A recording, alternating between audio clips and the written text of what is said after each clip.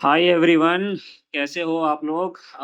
Extreme apologies कि बहुत time बाद में मैं आप लोगों से कनेक्ट कर रहा हूँ, बट बस little bit busy in lot of other things. Work profile ही ऐसा है यार, क्या करें। But still again coming back and starting the series again. So अभी हम लोग स्टार्ट कर रहे हैं कि एक्चुअल में इक्विटी रिसर्च के अंदर जो मेन आउटपुट होता है वो क्या होता है। सो मैं थोड़ा-सा रिवर्स ऑर्डर में चलेंगे हम लोग। आउटपुट के अंदर सब लास्ट जो होता है दैट इज़ योर रिकमेंडेशन, जिसमें आप आइदर बाय सेल या फिर होल्ड का रिकमेंडेशन देते हो। उसके साथ-साथ में हम मैं आपको आज बताऊँगा कि कितने टाइप की रिसर्च रिपोर्ट्स होती हैं। This is an inclusive list, बहुत सारी और भी हो सकती हैं। So as you can see my screen, I will start कि क्या-क्या टाइप की रिपोर्ट होती है। तो रिसर्च एनालिस्ट का जो काम होता है, वो बेसिकली काम होता है कि एक ब्लैंक पेज पे अपनी अल्फा आइडिया जनरेट करना। एंड इसका जो मेन मोटो होता है वो किसके लिए होता है बेसिकली, वो होता है कि इंस्टीट्यूशनल जो इन्वेस्टर होते हैं उन लोगों के लिए, पर्टिकुलरली जो आपके एमएफ हैं, पीएमएस हैं, इन लोगों के लिए ज़्यादा होता है। Don't take me wrong, I am using the mouse, that's why मेरी राइटिंग ऐसी आ रही है। बट मेन जो क्राइटेरिया होता है आपकी रिसर्च रिपोर्ट का एंड आपकी सर्विस का इन द सेल साइड, वो होता है कि आप कितना अच्छा डेटा डिस्कवर कर सकते हो, कितना अच्छा फाइनेंशियल मॉडल यूज़ कर सकते हो और कितना अच्छी प्राइमरी रिसर्च करके एक अपना एक कन्विक्शन बना के आप इंस्टीट्यूशनल इन्वेस्टर को दे सकते हो। और इंस्टीट्यूशनल इन्वेस्टर उसके बेसिस पे अपना कैपिटल एलोकेट करता है एंड आइडिया जनरेट होने के बाद में ही will also take into consideration के उसके ऊपर कितना रिस्क वो ले सकता है। अब वैल्यू प्रोपोज़िशन क्या है? सबसे पहला है कि आपको finding the idea and establishing the foundational narrative. एक अच्छी-सी आइडिया आपको ढूँढनी है, उसके बेसिस पे आपको एक नैरेटिव बनाना है। मैं आपको एक-एक रिपोर्ट थोड़ा-सा डिटेल में समझाऊँगा तो स्लाइटली थोड़ा-सा बड़ा वीडियो हो जाएगा ये, but it will be very helpful for to all of you. Then उसके बाद में वन्स आपने कोई भी कंपनी पे काम कर दिया, एक अच्छी आइडिया पे काम कर दिया, देन आपको उस आइडिया को आपको रेगुलर बेसिस पे अपडेट भी करते रहना है फंड्स को, बाय मेंटेनिंग उसका financial model, quarterly notes, quarterly con call results etcetera, etcetera, वो बतानी है। नाउ कितने टाइप की रिपोर्ट होती है? सो बहुत सारे टाइप की रिपोर्ट होती है। लाइक आपको एक आप इंडस्ट्री पे रिपोर्ट लिख सकते हो। आप एक जब आप किसी भी कंपनी को कोई फर्स्ट टाइम लिखते हो, तो उसका इन एंड आउट सब चीज़ लिखते हो, उसको इनिशिएटिंग कवरेज रिपोर्ट बोलते हैं, IC report. Then annual report analysis लिख लिख सकते हो रेगुलर बेसिस पे। देन क्वार्टरली बेसिस पे आप अर्निंग अपडेट निकालते हो। फ्लैश नोट निकालते हो कि कोई भी कंपनी का कुछ भी अपडेट आ रहा है, तो एक इनिशियली योर क्विक टेक बता देते हो। कॉन कॉल होने के बाद में कॉन कॉल टेकअवेज़ नोट निकालते हो। जनरली ये जो कॉन कॉल टेकअवेज़ होता है, वो अर्निंग अपडेट, रिजल्ट अपडेट के साथ में ही मर्ज हो जाता है, प्रोवाइडेड अगर con call within a day और नेक्स्ट डे होता है तो। लेकिन अगर गैप ज़्यादा है 3-4 दिन का, देन आप एक अर्निंग रिपोर्ट अलग से निकालते हो, जिसके अंदर आप बताते हो कि हमारा कितना अर्निंग चेंज हुआ है and if there is any change in the rating. And then उसके बाद में अगर कॉन कॉल 3-4 दिन बाद में है, तो वो कॉन कॉल के बेसिस पे भी आप अपने rating either you can change it, अगर आपको नहीं चेंज करना है, आपने अर्निंग अपडेट में चेंज कर दिया है, तो that is okay. And con call के अंदर की टेकअवेज़ क्या निकले, वो सारी चीज़ें आप कॉन कॉल टेकअवेज़ नोट में निकाल। मैं आपको बहुत सारे ब्रोकर्स की मैंने रिपोर्ट डाउनलोड एक्यूमुलेट की है, मैं आपको दिखाऊँगा ये ईच एंड एवरी चीज़। देन आप एक थीमेटिक रिपोर्ट निकाल सकते हो, जो कि इंडस्ट्री से लिंक होती है नॉर्मली। देन उसके अलावा फिर बहुत सारी अलग-अलग रिपोर्ट होती है, जैसे कोई क्वार्टर खत्म हो जाता है, तो हमको एक प्रीव्यू रिपोर्ट निकालनी पड़ती है। Preview report is nothing but हमको ये बताती है वो रिपोर्ट कि हमारा एज़ एन एनालिस्ट हमारा क्या एक्सपेक्टेशन है, हमारे सेक्टर में जितनी भी कंपनीज़ हैं, उसका एक्सपेक्टेशन क्या है कि क्या-क्या रिपोर्ट आ सकती है। सो वो एक्सपेक्टेशंस क्या-क्या हैं हमारे, वो सारी की सारी चीज़ें हमको प्रीव्यू रिपोर्ट में आती है। देन इसके जैसी एक रिव्यू रिपोर्ट भी आती है, जो बताती है कि क्वार्टर के अंदर क्या-क्या हुआ, हमारे एस्टीमेट से कितना मिस हुआ, etcetera, etcetera, and what was the overall takeaways from all the results in our sector.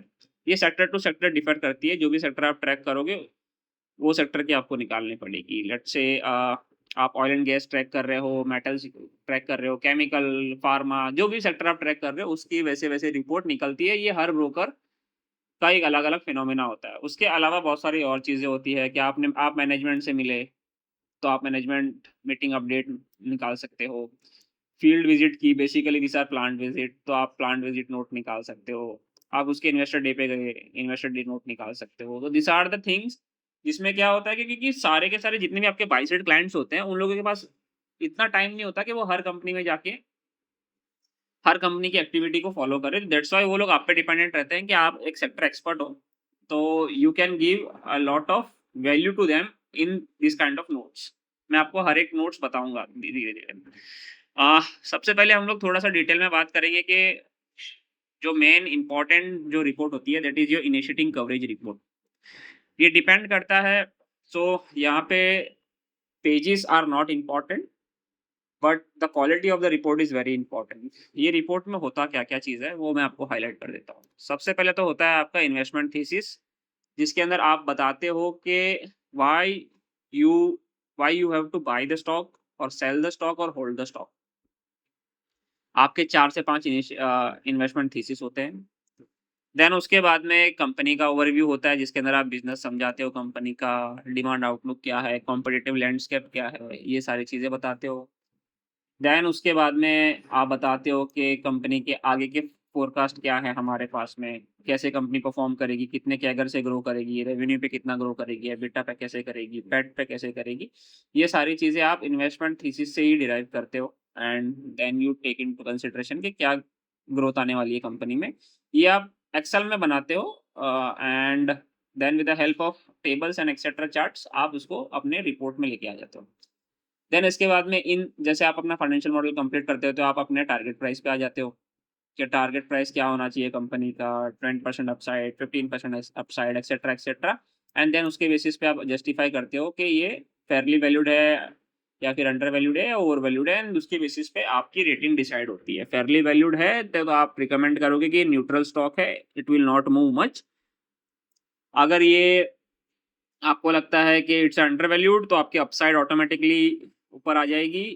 Generally broking के अंदर ऐसा होता है कि अगर 15% जो करंट मार्केट प्राइस है उससे 15% से ज़्यादा अपसाइड है किसी भी स्टॉक में आपके मॉडल के अकॉर्डिंग, तो नॉर्मली उसको बाय रिकमेंडेशन दिया जाता है। 15% और 0% 15% टू 0% के बीच में अगर अपसाइड है तो उसको न्यूट्रल रेटिंग दिया जाता है, एंड 0% के नीचे है तो आइदर वो सेल उसको रिकमेंड कर देते हैं लोग बाग।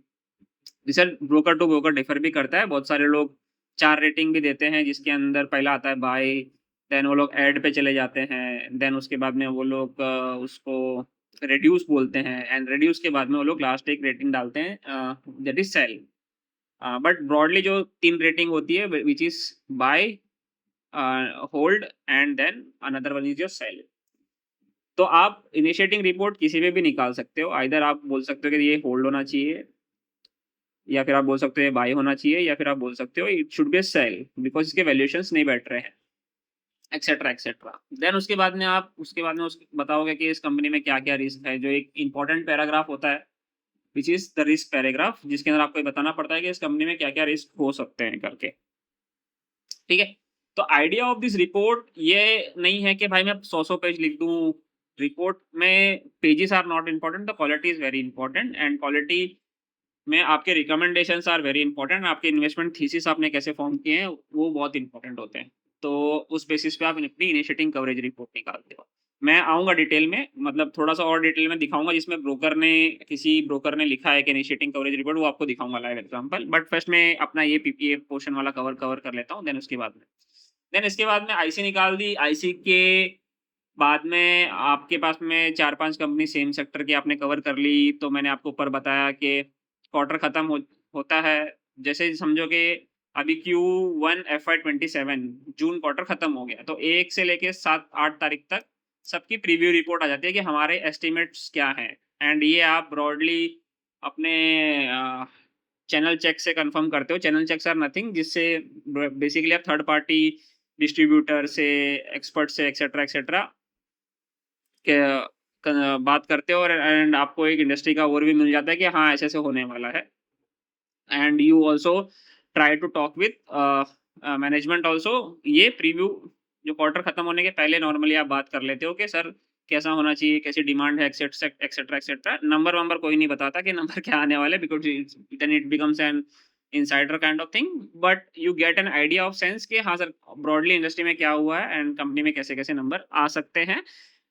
वो आपको एक अंडरस्टैंडिंग अपनी खुद की बनानी पड़ती है। मैनेजमेंट आपको सामने से कुछ नहीं बताता। They will always talk on कि इंडस्ट्री कैसा रहा है एंड क्या-क्या चीज़ हो सकती है, एक्सेट्रा, एक्सेट्रा। उस क्वार्टर में उन्होंने क्या कुछ स्टेप लिए हैं, कॉस्ट कंट्रोल किया है, एडवर्टाइज़मेंट एक्सपेंसेस बढ़ा दिए हैं, तो वो सब आपको वो लोग बताएँगे, बट उसके बेसिस पे वो लोग आपको ये नहीं बताएँगे कि इससे मेरा मार्जिन कितना इम्पैक्ट आएगा, रेवेन्यू पे कितना इम्पैक्ट आएगा, वो आपका जजमेंट है as an analyst. That's why you have been hired in a sell side broking firm. तो ये प्रीव्यू रिपोर्ट में आप अपने एस्टिमेट्स बनाते हो। तो ये जनरली जैसे क्वार्टर खत्म होता है, उसके 1 से 8 तारीख तक आपकी नॉर्मली रिपोर्ट निकल जाती है। देन उसके बाद में आता है रिज़ल्ट। तो रिज़ल्ट के अंदर नॉर्मली जैसे समझो कि अ, Q1 FY27 के रिज़ल्ट्स 15 तारीख के बाद में नॉर्मली आईटी के थोड़े जल्दी चालू हो जाते हैं। बट नॉर्मली हमारे जो इंडस्ट्री है, कंज्यूमर ड्यूरेबल्स एक्सेट्रा, एक्सेट्रा, उनके बाद में चालू होते हैं। तो जैसे ही रिज़ल्ट आता है, तो आपको एक फटाफट एक फ्लैश नोट निकालना पड़ता है, जिसके अंदर यू टेक इंटू अकाउंट के क्या-क्या नंबर रहे हैं एंड हमारे एस्टिमेट से कितना चेंज रहा है। वो एकदम क्विक होता है। बेसिकली जैसे रिज़ल्ट आया, उसके 30 मिनट्स, 40 मिनट्स के अंदर वो फ्लैश नोट निकल जाता है कि आपका टेक क्या है उस रिज़ल्ट के ऊपर। देन उसके बाद में उस कंपनी की अर्निंग कॉल होती है, जिसके अंदर आपको मालूम पड़ता है कि हाँ, ये कंपनी में जो-जो नंबर आए हैं, वो उस नंबर के बेसिस क्या है बेसिकली, कि रेवेन्यू बढ़ा है तो क्यों बढ़ा है, what have been the change, revenue में कुछ चेंज हुआ है, मिक्स में कुछ चेंज हुआ है, मार्जिन शिफ्ट हुए हैं तो क्यों हुए हैं, कमोडिटी इन्फ्लेशन हुआ है, एक्सेट्रा, एक्सेट्रा। वो सारे आपको कॉन कॉल टेक अवेज़ में मिलते हैं। एंड देन उसके बाद में आपको एक कॉट जैसे ही आपका एक ऑन कॉल खत्म होता है, तो con call generally same day होता है जिस दिन रिजल्ट आता है, या फिर उसके नेक्स्ट डे होता है।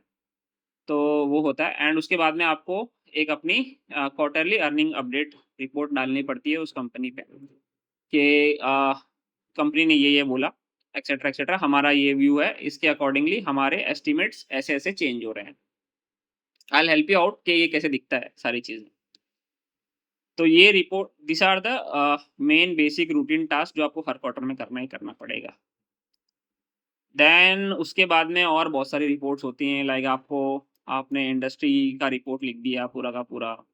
जब कभी भी आप कोई भी सेक्टर फर्स्ट टाइम इनिशिएट कर रहे हो, तो आपको पूरी की पूरी इंडस्ट्री रिपोर्ट लिखनी पड़ती है कि इंडस्ट्री में क्या हो रहा है, एंड देन उसके बाद में फॉलोड बाय उसकी इनिशिएटिंग कवरेज रिपोर्ट्स, कि उस सेक्टर में आपको कौन-सी कंपनी अच्छी लग रही है, वो सारी चीज़ें आपको लिखनी पड़ती है।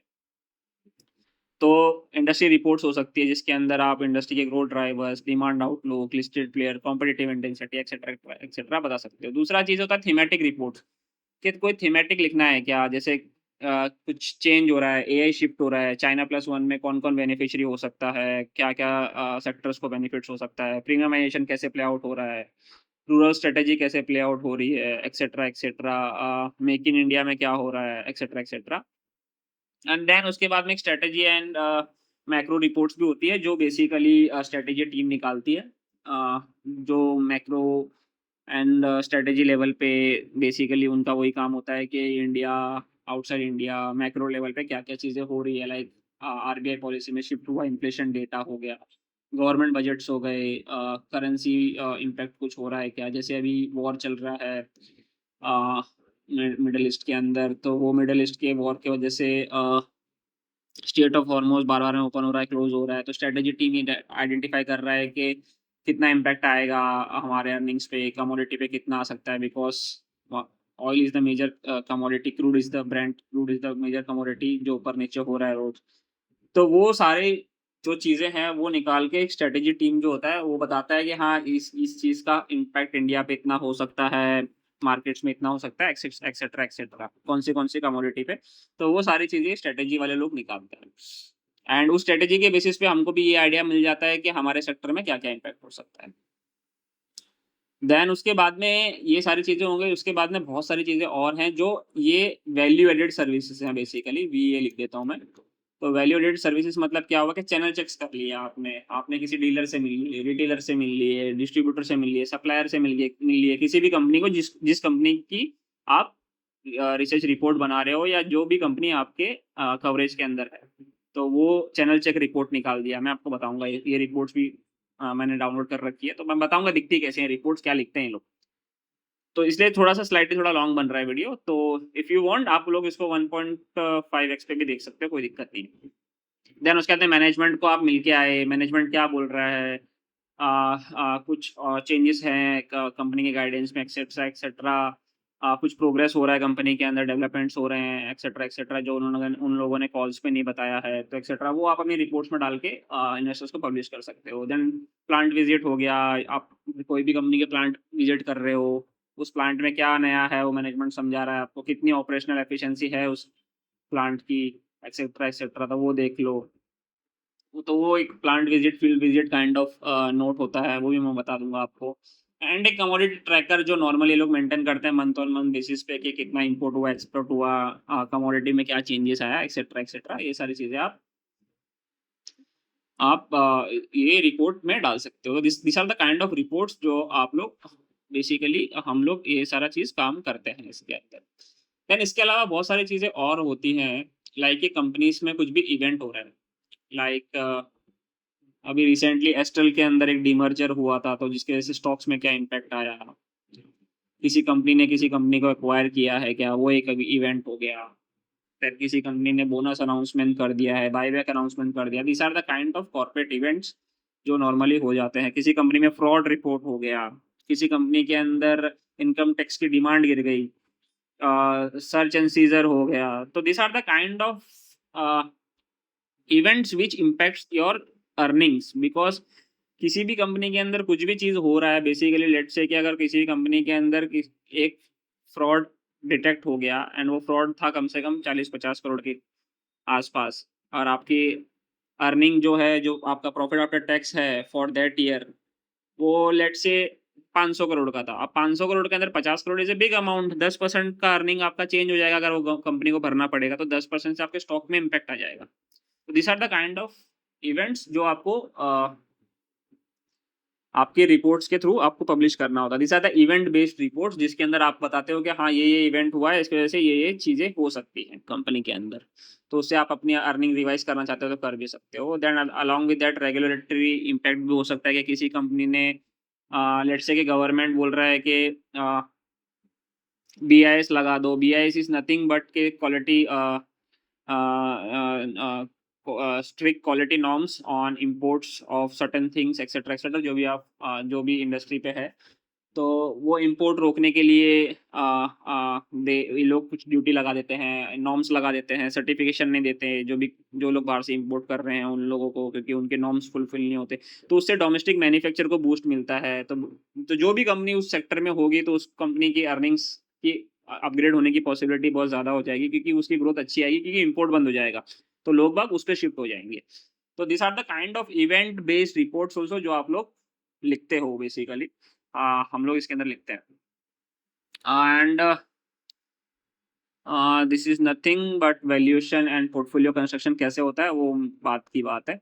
तो this are the kind of reports जो हम लोग नॉर्मली करते हैं कि एक समरी बना के दे दिया है इसने। तो इनिशिएटिंग कवरेज रिपोर्ट होता है, then quarterly report, initiating coverage, then उसके बाद में quarterly update, flash note, thematics, channel checks report etcetera etcetera, ये सारी चीज़ें हम लोग करते हैं। ये सब के बेसिस पे हमारा जो बाई साइड होता है, बेसिकली जो बाई साइड क्लाइंट्स होते हैं, वो लोग अपने अ, एक स्टडी करते हैं बेसिकली, जिसके अंदर वो लोग दे ट्राई टू आप अपनी they try to study the report and report के बेसिस पे अपने से बात करते हैं वो लोग, एंड अपने से बात करके वो लोग एक व्यू फॉर्म करते हैं कि आपने जो रिपोर्ट लिखी है वो आपका व्यू क्या है, प्लस आपने जो कंपनी पे रिपोर्ट लिखी है वही कंपनी में बाकी और कौन-कौन रिपोर्ट लिख चुका है, एंड उनके नंबर्स क्या हैं, उनकी अर्निंग के नंबर्स क्या हैं, रेवेन्यू, एबिटा, पैट एस्टीमेट उनके क्या हैं, आपके क्या हैं, कितना वेरिएशन है, अभी कितनी अपसाइड, डाउनसाइड रिस्क जो है वो है उस स्टॉक के अंदर, एंड फिर कितना पैसा लगाना है, that is the call of the buy side people. तो this is the kind of thing जो हम लोग यहाँ पे रिपोर्ट लिखते हैं करके। तो एक मस्त career road map earning the right to write करके बनाया है इन इन इस नोटबुक एल्बम ने मस्त बना के दिया है मुझे। तो वही है कि डेटा गैदर करो, प्रीव्यूज़ निकालो, flash note, learning the mechanism of the market, ये सारी चीज़ें से ही आपको स्टॉक्स पे, कंपनीज़ पे बहुत ज़्यादा होल्ड अच्छा आएगा। बिकॉज़ जब आप कंपनीज़ के से मिलोगे, कंपनी की इंडस्ट्री में रिसर्च करोगे, कंपनी के कॉन कॉल सुनोगे, तभी एंड कंपनी का फाइनेंशियल मॉडल बनाओगे, तभी जाके आपको कॉन्फिडेंस आएगा कंपनी पे कि कंपनी के अंदर is it a real power company या फिर क्या करना है? कंपनी को रेटिंग आपको क्या देनी है, वो आपका व्यू एक यहाँ से ही फॉर्म होगा इन सारी चीज़ों से एंड देन उसके बाद में आप ये सारा बैकएंड का काम है बेसिकली जभी भी आप कभी भी कोई भी कंपनी के ऊपर काम कर रहे हो, तो ये सारे बैकएंड के काम है। जैसे समझो कि कोई भी एक कंपनी है let's say you want to go for let's say Astral. तो एस्ट्रल के ऊपर जैसे आप जाओगे तो डॉक्यूमेंट्स में बहुत सारी चीज़ें हैं। यहाँ पे आपको ट्रांसक्रिप्ट मिल जाएँगी जिसके अंदर आपको हर ट्रांसक्रिप्ट मैनेजमेंट ने क्या बोला है, क्या नहीं बोला ये आप रीड आउट कर सकते हो। यहाँ पे आपको एनुअल रिपोर्ट्स मिल जाएँगी। तो ये एनुअल रिपोर्ट में आप जाके समझ सकते हो कि कंपनी का क्या क्या बिज़नेस है एक्सेट्रा, कैसे ग्रो हुआ है, मैनेजमेंट क्या बोल रहा है आगे के लिए। तो ये सारी चीज़ों से जाके प्लीज़ यहाँ पे आप अपने नंबर्स चेक कर सकते हो कि नंबर्स कैसे मूव आउट हुए हैं कंपनी के अंदर। प्रॉफ़िट में काफ़ी फ्लक्चुएशन है। क्यों फ्लक्चुएशन है, वो जाके आप यहाँ पे कॉन कॉल्स में सुनोगे तो आपको मालूम पड़ जाएगा। It will be very helpful कि अगर आप लास्ट के कम से कम 7 टू 8 क्वार्टर्स को स्टडी करो कोई भी कंपनी के एंड कम से कम 5 से 8 साल की, 10 साल की एनुअल रिपोर्ट्स स्टडी करो तो आपको बहुत सारा इस पे नॉलेज मिलेगी एंड जैसे-जैसे आप क्वार्टर का परफॉर्मेंस देखते जाओ, वैसे-वैसे उस क्वार्टर की annual not annual con call transcript पढ़ते जाओ या फिर कॉन कॉल ट्रांसक्रिप्ट आप रीड आउट सुन भी सकते हो। रिकॉर्डिंग कंपनी की वेबसाइट पे मिल जाएगा वो। तो और यहाँ पे भी रिकॉर्डिंग लिखा हुआ है, तो इंजीनियर ने बहुत अच्छा कर दिया है यहाँ पे। So these are the kind of thing जो आप कर सकते हो and you can do your best in this kind of reports. तो without much not taking much of your time अपन लोग एक और चीज़ करते हैं कि मैं आपको ये दिखा देता हूँ कि कैसे क्या होता है जिसके अंदर 1 मिनट रिपोर्ट्स में आ गए हम। अब रिपोर्ट्स में अगर हम बात करें तो सबसे पहले हम बात करते हैं किसी ने एक सेक्टर आईसी निकाल रखी है, तो सेक्टर आईसी देखते हैं। तो इन्होंने इंडिया पावर और डिफरेंट करंट हेडिंग दी है अपनी। बेसिकली ये थीमेटिक एंड निशेटिंग कवरेज रिपोर्ट है जो कि सेक्टर बोलता है पावर एंड यूटिलिटीज। ये 3 स्टॉक इन लोगों ने कवर भी किए हैं। कौन सा ब्रोकर है ये? इक्विरस सिक्योरिटीज। एनालिस्ट है कृष्णकांत बफट। तो ये रिपोर्ट मैं आपको एजुकेशन पर्पस के लिए दिखा रहा हूँ and this reports are not for any buy sell recommendation और होल्ड रिकमेंडेशन। सो ये this are only for your learning purpose कि सर ये लोग लिखते कैसे हैं, क्या फ्लो होता है। तो जैसे इसका इनका जो रिपोर्ट है वो बेसिकली रिपोर्ट है पहले इंडस्ट्री के ऊपर। तो एक इंडस्ट्री का पूरा ज्ञान फर्स्ट पेज पे दे दिया है कि इंडस्ट्री में क्या-क्या हो रहा है। तो ले अगर मैं आपको ब्रीफ में बताऊँ तो इन लोगों ने बताया कि India's power demand has acted A structural up cycle 7.3% CAGR से ग्रो हुआ है 21 से 25 के बीच में। पीक डिमांड जो जाना चाहिए वो कम से कम 388 गीगावाट तक जाना चाहिए जो कि आज करंटली 271 गीगावाट है बाय एफआई 32। तो ये यहाँ पे भी ग्रोथ जो है वो 6 से 7% की कैगर की ग्रोथ आ रही है। बेस बहुत ज़्यादा होता है तो आप ये मत सोचना कि कितनी छोटी ग्रोथ है। It's not a small growth. ये कंजम्पशन इंक्रीज़ होना is significantly lot of thing involved. फिर यहाँ पे होता है कि this investment cycle is fundamentally de-risked versus FY 10 से 15 के अंदर क्या हुआ था, जहाँ पे पीपीए मतलब परचेज़ प्राइसिंग एग्रीमेंट्स होता है। Preceding capex fuel security secured through FSA discipline leverage and lower funding cost mitigating merchant power risk। तो ये 10 से 15 के बीच में क्या-क्या चीज़ें हुई थी उससे काफ़ी ज़्यादा चेंज है इस साइकिल के अंदर जो अभी होने वाला है। वो बताया है फिर और क्या-क्या चीज़ें हो रही हैं thermal, renewables, energy storage are scaling concurrently for the first time. ये एकदम इवॉल्विंग चीज़ें हैं नई-नई जो कि काफ़ी ज़्यादा स्केल अप हो रही है। एंड इसके अंदर कम से कम 50 ट्रिलियन की इन्वेस्टमेंट चाहिए by FY 32 to reach this kind of thing.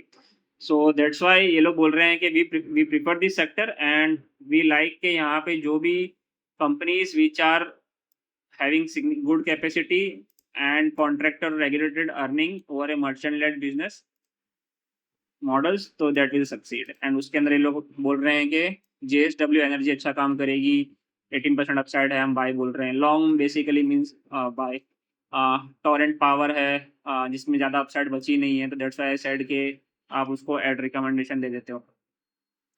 And also NTPC जिसके अंदर लोग 25% अपसाइड लगा रहे हैं 435 का। ये सारे एसओटीपी पे वैल्यू हुआ है। अब एसओटीपी क्या होता है, वो सब क्या होता है, मैं आपको बाद में वो वैल्यूएशन वाले टॉपिक में कवर कराऊंगा। But this are the things. तो ये सेक्टर पे इन लोगों ने काफ़ी अच्छा डिटेल लिखा हुआ है कि इंडिया का पावर सर्कल क्या हो रहा है, क्या हो रहा है। And then this is the story कि कैसे कैसे इंडिया का पावर साइकिल प्ले आउट होगा। एंड बहुत ही डिटेल में काम किया है कि हर साल में क्या क्या हुआ है। तो ये आप रिपोर्ट पढ़ सकते हो and you will get a lot of understanding from this. काफ़ी ज़्यादा डिटेल में काम कर रखा है इन लोगों ने। तो दिस इज इट। तो ये एक सेक्टर रिपोर्ट हो गई। इसके साथ साथ मैं दिखाता हूँ कि किसी ने एक इनिशिएटिंग कवरेज रिपोर्ट निकाली है एकस करके कंपनी विच इज ब्रोकर है आपका Nuvama. Again this is not a buy sell recommendation. तो जब इनिशिएटिंग कवरेज रिपोर्ट निकालते हो आप किसी भी कंपनी पे, तो एक अच्छा सा हेडिंग देते हो कि हाँ this is the heading which we are looking at it. तो हेडिंग मतलब आपकी हेडिंग ही बता देनी चाहिए। आपकी हेडिंग में इतना पावर होना चाहिए कि इन्वेस्टर को देख के इतना लगे कि हाँ यार मतलब इसमें कुछ होने वाला है कंपनी के अंदर। इसको पढ़ना तो बिल्कुल 100% चाहिए। तो heading plays an important roll over here. And उसके बाद में आप फर्स्ट पेज जो होता है आपका रिपोर्ट का, that is very very critical and important part, because first page ही आपका डिसाइड करेगा कि आपका जो क्लाइंट है बाय साइड वो आपकी आगे की रिपोर्ट पढ़ता है क्या नहीं पढ़ता है।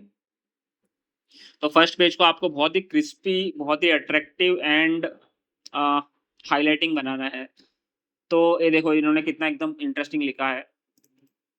Aequs limited is India's only vertically integrated aerospace SEZ supplying machine aerostructures landing gears.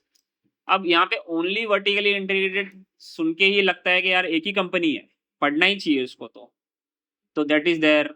Then उसके बाद में लिखा है कि एकस is also India's first genuine pure play aerospace. मतलब ये समझ के ये आ रहा है कि ये कंपनी एरोस्पेस के अंदर बहुत अच्छा काम कर रही है। OEM मतलब कौन से ब्रांड्स को दे रही है, एयरबस बोइंग को ये सप्लाई करती है। इसका बिल्ड इसने over the period of time अपनी एक मोट बिल्ड की है। Moat is basically an added advantage जो बाकी लोगों के पास नहीं है।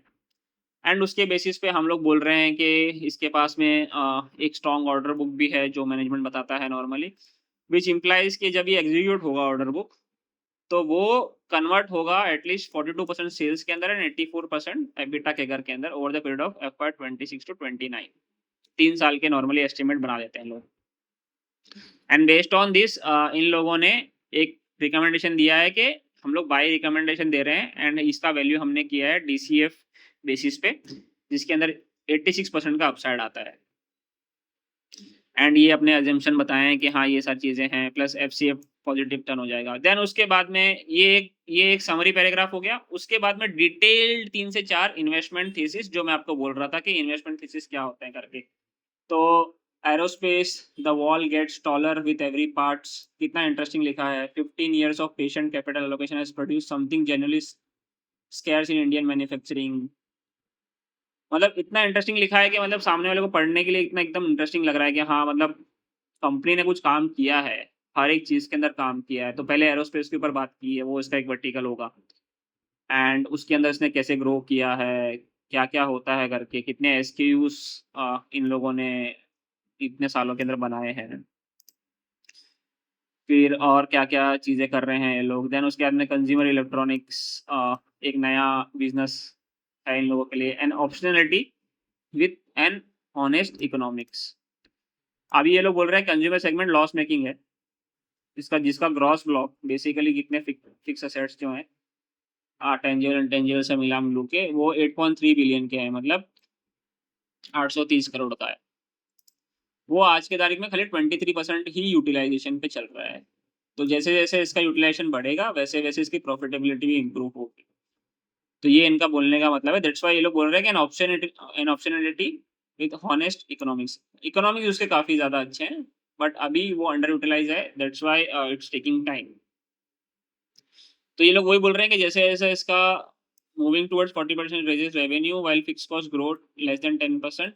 तो ये बोल रहा है कि 40 से के ऊपर जाते ही ये ब्रेक इवन पे चालू हो जाएगा करने का। तो ये इंटरेस्टिंग बोल रहे हैं कि पहले आपको कोर समझाना है कि कोर इसका सेगमेंट क्या है, देन उसके बाद में कंज्यूमर इलेक्ट्रॉनिक्स अलग उसके सेगमेंट हैं, देन उसके बाद में और क्या-क्या चीज़ें हैं जिसकी वजह से इसके उसको वैल्यूएशन अच्छी मिलनी चाहिए, क्या-क्या इन्वेस्टमेंट थीसिस है। तो वही बोल रहे हैं कि डीसीएफ हमने किया, पैक लगाया, ये सारी चीज़ें मैं आपको बताऊँगा बाद में। Longevity of the programmes being served, मतलब बोइंग के साथ में इसके 58 इयर्स के रिलेशनशिप हैं। A32 बनाया है, A320 बनाया है फॉर 38 इयर्स। ठीक है, एंड क्योंकि ये इतने क्रिटिकल पार्ट्स होते हैं, इतने इंपॉर्टेंट पार्ट्स होते हैं for any aircraft because it's safety thing. तो कोई भी कस्टमर के साथ में टिक के रहना इज़ वेरी इंपॉर्टेंट है। जब क्वालिटी दोगे एंड सब चीज़ें दोगे, then only you will be able to survive in this kind of industry. So that's why this creates a moat कि आपके पास में ये मोट है। तो आपने कितना थंपिंग चीज़ों को हाइलाइट भी कर दिया। Vertically integrated aerospace SEZ. Then उसके बाद में यहाँ पे this is the format of report. हर रिपोर्ट मतलब लोगों के फॉर्मेट्स अलग-अलग होते हैं। तो आप बता रहे हो कि आज का टाइम ये आपकी रिकमेंडेशन ये है, रेटिंग ये है। फिर आप बोल रहे हो कि आज प्राइस ये चल रहा है। ये सब ऑटो लिंक होता है। सब कंपनीज़ अपना सॉफ्टवेयर लेके चलती हैं। एंड देन उसके बाद में आप बताते हो कि मेरा टारगेट प्राइस क्या है। ठीक है? एंड देन उसके बाद में आप यहाँ पे एक समरी आ जाता है कि just to get a clearance कि भाई क्लैरिटी के कितना हाई लो हुआ है कंपनी के अंदर इन 52 वीक। देन शेयर होल्डिंग क्या है, देन हमारे फाइनेंशियल्स क्या है, 26 में एक्चुअल क्या था, ए मतलब एक्चुअल, एंड 27, 28, 29 में क्या आ रहा है करके। तो वो सारी चीज़ें दिख जाती है। एकस की परफॉर्मेंस वर्सेस सेंसेक्स की परफॉर्मेंस कैसी रही है, वो एक यहाँ पे इन लोगों ने चार्ट लगा दिया है। देन उसके बाद में बहुत डिटेल में एक ऊपर समरी बना दी, देन उसके बाद में एक एग्जीक्यूटिव समरी और बना दी थोड़ी और डिटेल के अंदर कि वो उसी चीज़ को पैराग्राफ को कंटिन्यू करते हुए कि और क्या ब्रॉडर व्यू है। This are basically your callouts जिसके अंदर आप बोल रहे हो कि ये तो आप पढ़ो ही पढ़ो, बट इसमें से क्रिप्स क्या निकल के आ रहा है वो आप यहाँ पे लिख देते हो। तो ये देखो इन लोगों ने क्या लगा दिया, इन लोगों ने डायरेक्टली लगा दिया कि एयरबस ने क्या बोला है, we will be continue to grow sourcing of components, we will continue to double around every 5 years, that is in the next decade to come। तो एयरबस तो डायरेक्ट कस्टमर है यार एकस का। So this directly highlights in the mind of an investor कि यार कितना अच्छा रिपोर्ट लिखा है। एंड ये सारी चीज़ें आपकी वैल्यू एडेड चीज़ें हैं कि आप जाके एयरबस की कॉन कॉल रिपोर्ट्स पढ़ो, आप बोइंग की रिपोर्ट पढ़ो, वो लोग क्या बोल रहे हैं इंडिया के बारे में, वो लोग क्या बोल रहे हैं अपनी ग्रोथ के बारे में, बिकॉज़ कस्टमर्स को जाके समझोगे तभी जाके कंपनी को जाके और समझ में आएगा कि क कंपनी की ग्रोथ पर्सपेक्टिव कैसी-कैसी है करके। तो this are the kind of reports ये वो हो गया। देन उसके बाद में आप नीचे आओ, China playbook history doesn't repeat itself but often rhymes. इतना अच्छा लिखा है इन लोगों ने। देन आपको एक की रिस्क भी लिखना होता है इसी के अंदर कि सप्लाई चेन डिसरप्शन हो गया बिकॉज़ कुछ भी सप्लाई चेन में इम्पैक्ट आता है, तो उसका इम्पैक्ट कैसे आएगा, तो ये वो हो गया। देन उसके साथ में कस्टमर बहुत कॉन्सन्ट्रेटेड हैं, एक कस्टमर उड़ गया तो मेरे बिज़नेस पे बहुत ज़्यादा इम्पैक्ट आ सकता है, तो ये हो गया। काफ़ी ज़्यादा impact on particular segment, Chinese technology पे हम डिपेंडेंट रहते हैं। ये सारी चीज़ें आपको बहुत सारी चीज़ें समझ में आएँगी। आप ये रिपोर्ट जो है वो डिटेल में जाके समझ सकते हो। मैं ट्राई करूँगा कि इसको मैं अपनी रिपोर्ट वीडियो के साथ में ही कहीं एक ड्राइव पे शेयर कर दूँ सो दैट आप लोग उसको डाउनलोड कर सकते हो। देन इन लोगों ने बहुत इंटरेस्टिंग बताया है कि या इसी रिपोर्ट में आपको थोड़ा-सा डिटेल में जा रहा हूँ तो थोड़ी लंबी वीडियो होगी बट आपको मज़ा आएगा। तो इन लोगों ने बहुत अच्छे से समझाया कि पहले तो हम लोग स्टोरी इन चार्ट्स, अब इसमें ना कैसा होता है फॉर्मेट्स डिपेंड करता है कि एनालिस्ट टू एनालिस्ट डिफर करता है कि आइदर आप इसको चार्ट्स में समझाओ या लिख के समझाओ, मोस्ट पीपल प्रेफर कि हम लोग उसको चार्ट्स में समझाएं, क्योंकि सामने वाले को लिखने से पढ़ने से ज़्यादा उसको चार्ट्स में दिखाएंगे तो it will be very very good thing to reflect it. तो ये देखो ड्यूअल ग्रोथ इंजन प्ले, कैसे मेरी रेवेन्यू की ग्रोथ शेप अप हो रही है। This numbers are in million. तो 1200-1300 करोड़ का जो रेवेन्यू है वो ऑलमोस्ट 3 टाइम्स हो रहा है 2 से 3 साल के अंदर। मार्जिन मेरे कैसे बूस्ट हो रहे हैं देखो, 89 करोड़ का मेरा जो एबिटा था वो 560 करोड़ का एबिटा बन रहा है 3 साल में। This are the kind of numbers. Order backlog कैसे चल रहा है मेरा, ऑर्डर के बोइंग से कितना ऑर्डर है मुझे, ये सब डिटेल्स आपको एनुअल रिपोर्ट्स में कॉन कॉल्स में सब में मिल जाएंगी। तो it will be very helpful कि आपको ये सब रिपोर्ट्स मिल जाएँगी और आप उससे अपनी रिपोर्ट्स बना सकते हैं। मैं ये वाला सेशन भी अपन और लेंगे इंटरेस्टिंग, बट आपको मैं समझा रहा हूँ कि इसका ढाँचा कैसे होता है। तो ये हो गया। देन उसके बाद में ऑर्डर बुक की विज़िबिलिटी कैसी है, एरोस्पेस में कितना, 26 में आज कितना है, 2031 में हम लोग क्या कर रहे हैं, इसके लिए कितना कैपेक्स करेंगे। तो ये बहुत सारे चार्ट्स में इन लोगों ने समझा दिया, ये हमारे फाइनेंशियल्स इन लोगों ने दे दिए। देन उसके बाद में एक-एक चीज़ इन लोगों ने इन्वेस्टमेंट रैशनल में डिटेल में समझाई है। Sticky partners and moated manufacturing capabilities. Partners are sticky, मतलब कस्टमर्स बहुत स्टिकी होते हैं इसके अंदर। फिर इसकी मैन्युफैक्चरिंग कैपेसिटी कैसी है, building India's first integrated aerospace manufacturing platform, precision manufacturing at its core. ये सब चीज़ें आप बोलोगे कैसे करना है, तो ये सब चीज़ें जब आप पढ़ोगे कंपनी के बारे में, कोई भी कंपनी जब आप ट्रैक करोगे, उससे आपको आइडिया आएगी कि लिखना कैसे है इस चीज़ों को। ये सारी आई विल सजेस्ट कि आप ये सारी रिपोर्ट पढ़ो, तो आपको एक स्टाइल समझ में आएगा। Don't try to copy anyone. Copy कुछ नहीं करना है हमको, बट इन रिपोर्ट से पढ़ के आपको सेंस ये लेना है कि लिखा कैसे जाता है बेसिकली, एंड कैसे अपने आइडियाज़ को और बेटर वे में हम प्रेज़ेंट कर सकते हैं। Don't try to copy any broker और एनी एनालिस्ट, अदरवाइज़ आप अपनी आइडेंटिटी लूज़ कर दोगे। देन बाद में part portfolio and mode of qualification depth. हमारे पास में इतनी क्वालिफाइड पार्ट्स हैं, एसकेयूज़ हैं, हर साल 26% से राइज़ होते हैं हमारे एसकेयूज़, ठीक है? हम each new aerospace part requires first article inspection approval from OEM. तो ये सारी चीज़ें जो हैं वो इतनी रिक्वायरमेंट है, एंड ऑर्डर एग्जीक्यूटिविटी इतनी है, तो हमारे लिए तो एक मोट हो गया ना कि यार हम इतनी सारी चीज़ें प्रोवाइड कर रहे हैं एंड इतनी स्ट्रिक्ट है जहाँ पे कंपटीशन का आना is very difficult, and customer का हमसे जाना इज़ ऑल्सो वेरी डिफ़िकल्ट, क्योंकि नया प्लेयर में आइडेंटिफ़ाई करना, उसके साथ में वो आर-एन-डी करना एक्सेट्रा, एक्सेट्रा। देखो ये कैसा है, revenue guaranteed emitted in the long term purchase agreement with that typically run for 5 to 10 years. Already सब चीज़ है यार यहाँ पे, मतलब एग्रीमेंट उन लोगों ने बना रखे हैं जो 5 से 10 साल की विजिबिलिटी दे रहा है हमको। देन कस्टमर क्वालिटी काफ़ी अच्छी है, रेवेन्यू कंसंट्रेशन अच्छा है, ऑर्डर बुक अच्छी है। ये सारी चीज़ें इन लोगों ने बताई है। ये एक एक्स का विज़न है, इन लोगों ने प्रेजेंटेशन में दिया होगा कहीं पे, तो वो प्रेजेंटेशन का स्क्रीनशॉट लगाया है इन लोगों ने। कैसे-कैसे इंडस्ट्री क्या ग्रो होने वाली है, ये कैसे प्ले आउट होगा, इसकी इसकी जेवी है एकस की, एकस ने एक जेवी फॉर्म की है अंजना एरोस्पेस के साथ में, तो वो उससे क्या मोट आएगा हमको, कितना उसका बजट है, एक्सेट्रा, एक्सेट्रा, कितना हमने एक्वायर कर लिया है, एंड इसके पोर्टफोलियो, प्रोडक्ट पोर्टफोलियो क्या है, क्या करती है। तो this are the kind of thing, आप इस रिपोर्ट को बहुत डिटेल में पढ़ो, and it will be very helpful you for you, क्योंकि हर एक चीज़ में अगर इसमें बताने जाऊँगा तो आपको ये वीडियो बहुत लंबा हो जाएगा, एंड बाकी लोग आपको थोड़ा-सा बोरियत भी फ़ील होगी। तो ये रिपोर्ट पढ़ो, आपको बहुत सारी हेल्पफुल होगी, एंड इसके अंदर आपको कुछ भी डाउट आता है तो I am happy to answer on that. तो ये इनिशिएटिंग रिपोर्ट हो गई। अब इनिशिएटिंग रिपोर्ट के साथ-साथ में आपको, जैसे आपने सेक्टर लिख दिया, आपने इनिशिएट कर दिया, देन आप एक प्रीव्यू लिखते हो। ये सब मैं अलग-अलग सेक्टर का बता रहा हूँ बिकॉज़ सेम सेक्टर का निकालना इज़ वेरी डिफिकल्ट। तो जैसे-जैसे मेरे को रिपोर्ट मिली मैं वैसे-वैसे निकाला। जैसे अभी किसी ने Q1 FY 27 प्रीव्यू के ऊपर लिख रखा है कि ये क्या होना चाहिए इसका प्रीव्यू करके। तो ये लिख रखा है। तो ये प्रीव्यू बेसिकली हमने ये सारी ये ब्रोकर है आपका, ये एचडीएफसी सिक्योरिटीज़ है।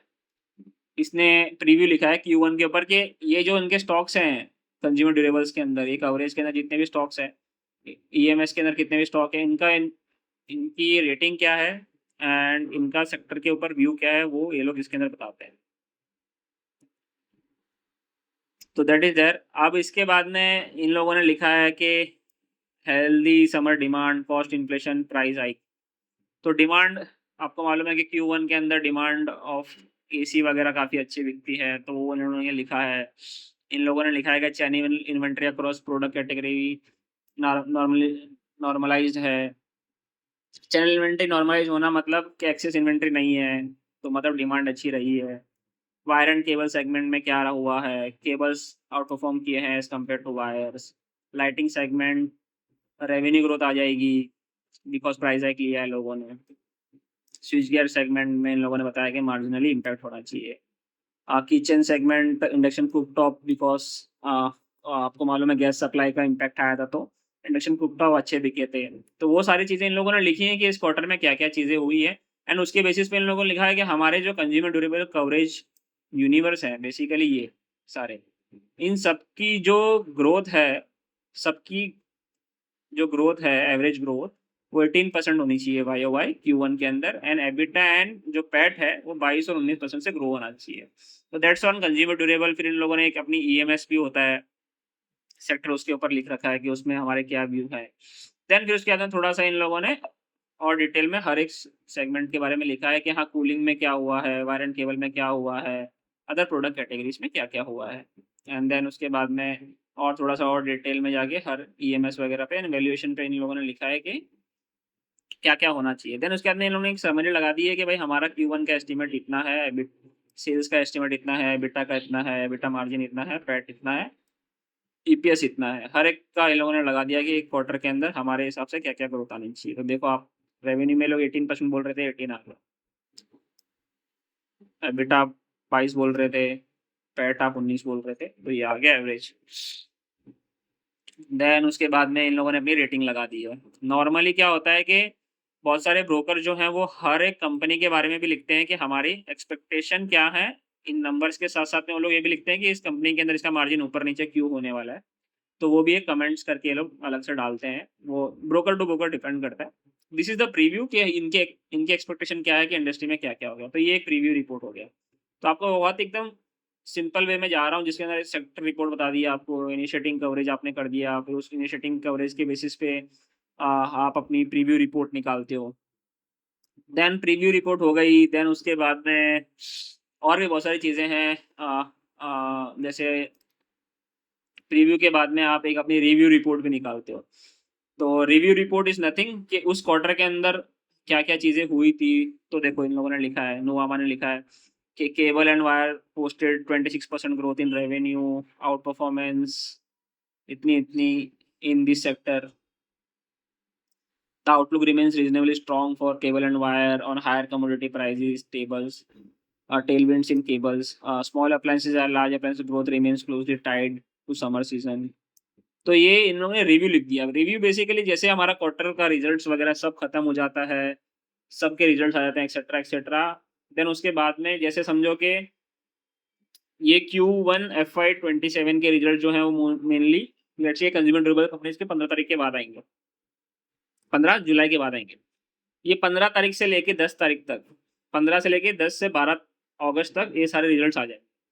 फिर 12 अगस्त के बाद में जैसे सब सब कंपनीज के रिजल्ट आ गए, उसके बाद में आप अपनी एक रिव्यू रिपोर्ट निकालते हो कि भाई हमारे हिसाब से ये चीज़ें हुई हैं इस क्वार्टर के अंदर, ये कंपनीज कौन से सेक्टर ने काफ़ी ज़्यादा आउट परफॉर्म किया है, कौन से मैनेजमेंट ने क्या बोला है, उसकी समरी एक्सेट्रा एक्सेट्रा। देखो इन लोगों ने केबल एंड वायर के ऊपर काफ़ी ज़्यादा बोला है कि कमोडिटी प्राइस इंक्रीज हुआ है, उसके चक्कर में वॉल्यूम्स काफ़ी अच्छी हुई हैं, एक्सपोर्ट में रिकवरी आई है। फिर यहाँ पे समर के बारे में बोला है कि समर की डिमांड ने इम्पैक्ट किया है, एंड मार्जिन्स कमोडिटी के चक्कर में प्रेशर के अंदर है। वो सारी चीज़ें इन लोगों ने लिखी है। ईमेल्स में जो भी कंपनी लोग कवर करते होंगे उस कंपनी का इन लोगों ने लिखा है कि वो क्या-क्या चीज़ें हुई है। देन उसके बाद में दे हैव आल्सो शोन कि हमारी रिकमेंडेशन क्या है, हमारा पीई क्या है। एंड ये बहुत इंटरेस्टिंग बनाया है कि हर एक सेगमेंट के अंदर इन लोगों ने बनाया है कि क्या ग्रोथ की विजिबिलिटी है एक्सेट्रा एक्सेट्रा। देन हर सेक्टर के अंदर कौन से सेक्टर ने कभी-कभी क्या-क्या परफॉर्मेंस दिया है, वो सारी चीज़ें इन लोगों ने बहुत डिटेल में बना दी है। This is the kind of thing, and हर एक का रिव्यू इन लोगों ने बहुत डिटेल में बताया है कि जैसे पॉलीगैप है, पॉलीगैप ने क्या-क्या बोला, क्या-क्या नहीं बोला कॉल के अंदर, उसकी बहुत डिटेल समरी। तो ये सारी चीज़ें जो हैं एक वैल्यूडेड काइंड ऑफ सर्विसेज़ हैं, जो आप बाय साइड को देते हो as a sell side research analyst.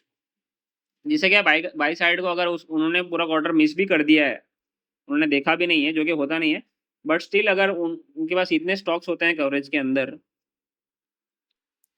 इतने सारे स्टॉक्स होते हैं उनके पास कवरेज के अंदर कि उनको कुछ-कुछ मिस हो जाता है। तो एक ओवरऑल क्वार्टर के अंदर क्या हुआ है पूरे सेक्टर के अंदर, वो ऐसे रिव्यू रिपोर्ट से बहुत हेल्पफुल हो जाता है इन लोगों को। तो ये एक रिव्यू रिपोर्ट हो गया। देन इसके साथ-साथ में बहुत सारी चीज़ें और होती हैं, आप एनुअल रिपोर्ट एनालिसिस कर सकते हो, ये एक रिपोर्ट होती है। तो हैवेल्स पे मोतीलाल ने कर रखा है एनुअल रिपोर्ट, जिसके अंदर बता रहा है कि expanding product range एमिड mixed demand environment. तो ये बता देगा कि भाई 26 में क्या परफॉर्मेंस रही कंपनी की, क्या कैश फ्लो में इम्पैक्ट आया, वर्किंग कैपिटल कैसा रहा, हैवेल्स आगे क्या कर रहा है। One Havells initiative aims to drive consistency, one Havells distribution framework implement कर रहा है, जहाँ पे सारे ब्रांड्स एक ही ब्रांड के अंदर आ जाएँगे। एक ही डिस्ट्रीब्यूशन के अंदर आ जाएँगे बेसिकली। फिर हाई वैल्यू सेगमेंट्स पे फ़ोकस कर रहा है, सोलर वगैरह पे, ईवी चार्जिंग इंफ्रास्ट्रक्चर बना रहा है। देन उसके बाद में इसकी वैल्यूएशन एंड फिर बाद में बहुत डिटेल में थोड़ा-सा चार्ट्स वगैरह बना के, हर सेगमेंट पे इन लोगों ने बताया कि हर सेगमेंट में क्या-क्या किया है based on the annual report. तो ये एनुअल रिपोर्ट आप डाउनलोड करके उसकी एक एनुअल रिपोर्ट एनालिसिस भी कर सकते हो।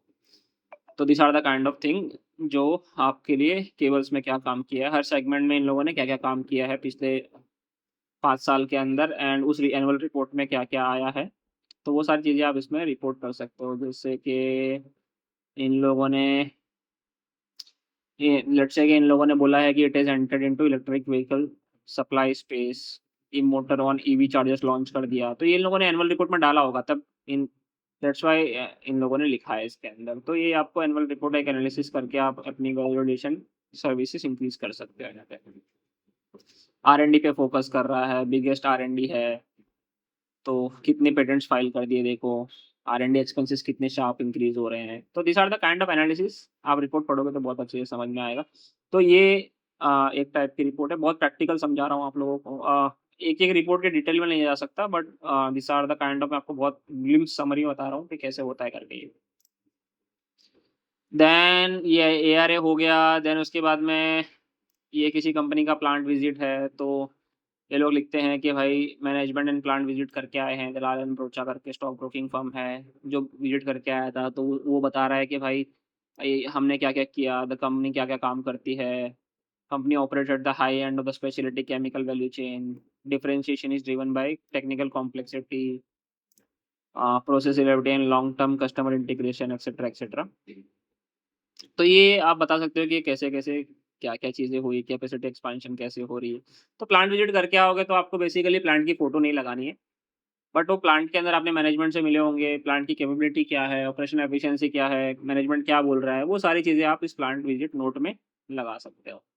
एंड आप अपनी even if you want you can change your recommendation also in this kind of notes, कि अगर आपको लगता है कि यार कंपनी कुछ अच्छा नहीं कर रही है, तो अपनी रेटिंग्स वगैरह भी चेंज कर सकते हो। ये प्लांट विज़िट हो गया, देन एक कंपनी अपडेट हो गया।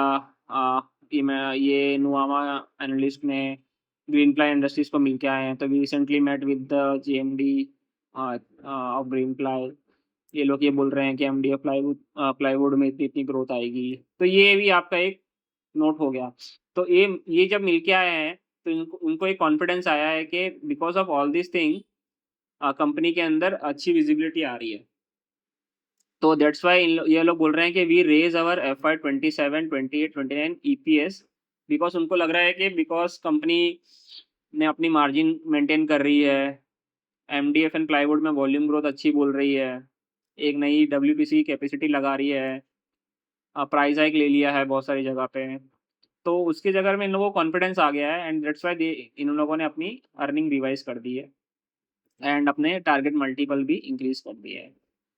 तो ये सारी चीज़ें आप कंपनी से मिल के आते हो, प्लांट विज़िट करके आते हो, तो आपको और कॉन्फिडेंस आता है and that's how you can change your earning estimates, अपनी रेटिंग भी चेंज कर सकते हो। These are the kind of value addition जिसमें बाई साइड क्लाइंट्स काफ़ी इंटरेस्टेड होते हैं जानने में कि मैनेजमेंट क्या बोल रहा है, अपार्ट फ्रॉम क्योंकि जो अर्निंग कॉल होता है वो तो सब लोग सुनते हैं, बट मैनेजमेंट से कनेक्ट बनाना, मैनेजमेंट से मिलना इज़ द नीश जो आपको डेवलप करना है जब आप अपने सेक्टर में काम कर रहे हो।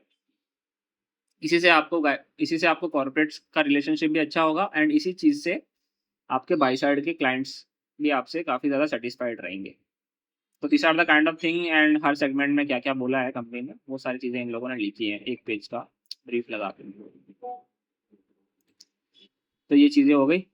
देन इसके बाद में और मैं क्या बता सकता हूँ आपको, एक ये चैनल चेक नोट लिखा है इन लोगों ने, जेएम फाइनेंशियल ने, कि ईयर टू ग्राउंड करके evolving trends as a part of our ear to ground series we interacted with Samit Jain जो कि नागपुर बेस्ड कोई एफएमसीजी का डिस्ट्रीब्यूटर है।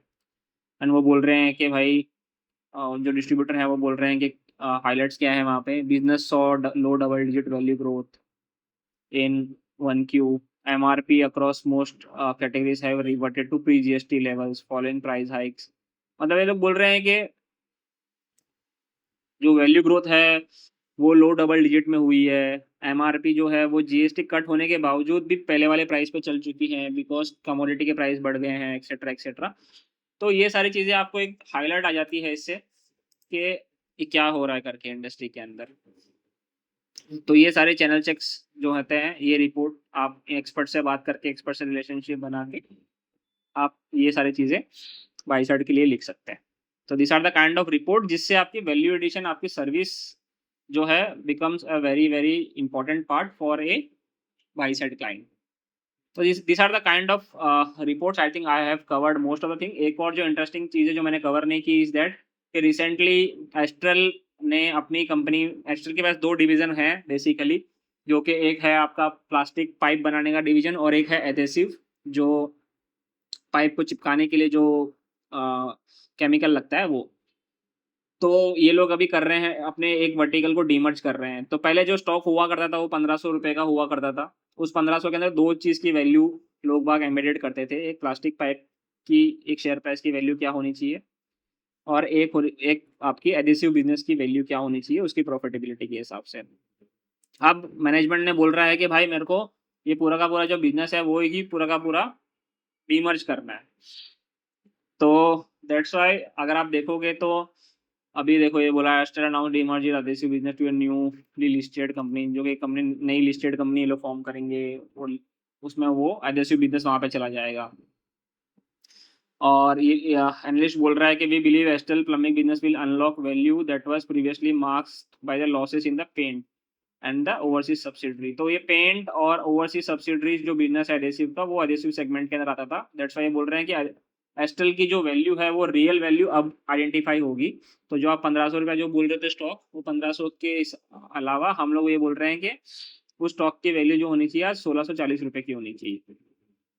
तो उससे भी काफ़ी ज़्यादा इम्पैक्ट आ रहा है। सम एनालिस्ट का व्यू डिफर करता है। कोई बोलता है कि ये वैल्यू जो unlock, no doubt it's a good move, but adhesive business बहुत छोटा बिजनेस है, तो they are of the view के उसके अंदर स्टॉक के अंदर उसकी वैल्यू ऑलरेडी एम्बेडेड है एंड आपका जो पाइप का बिजनेस है वो ज़्यादा ग्रो नहीं कर पा रहा है। दैट्स वाई आप इसको अलग से वैल्यू कर रहे हो और आपकी रियल वैल्यू निकाल रहे हो।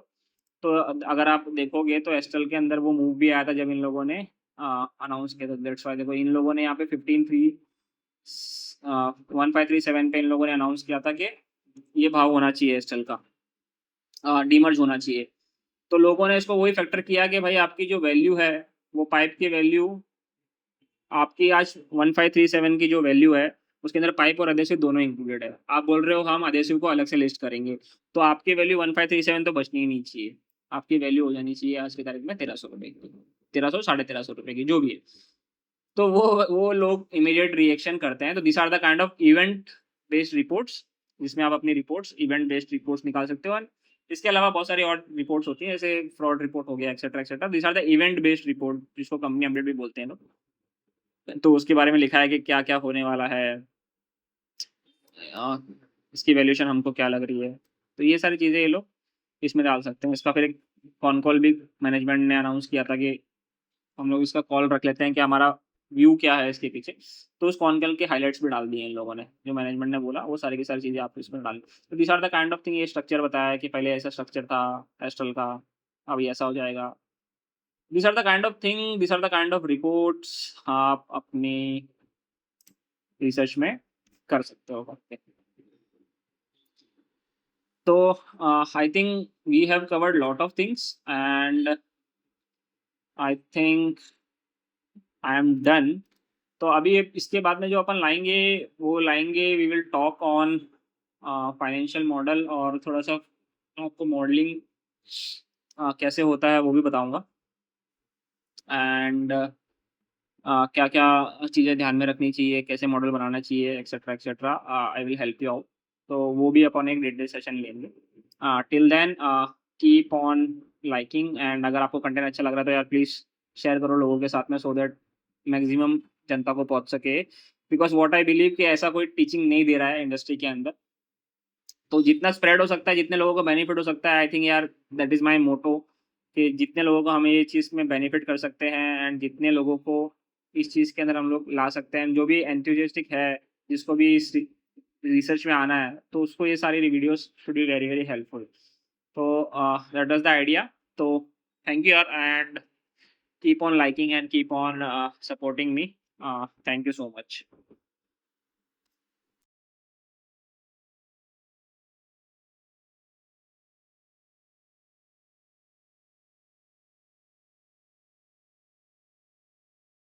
वीडियोस बनाने हैं, फिल्मोरा है ना।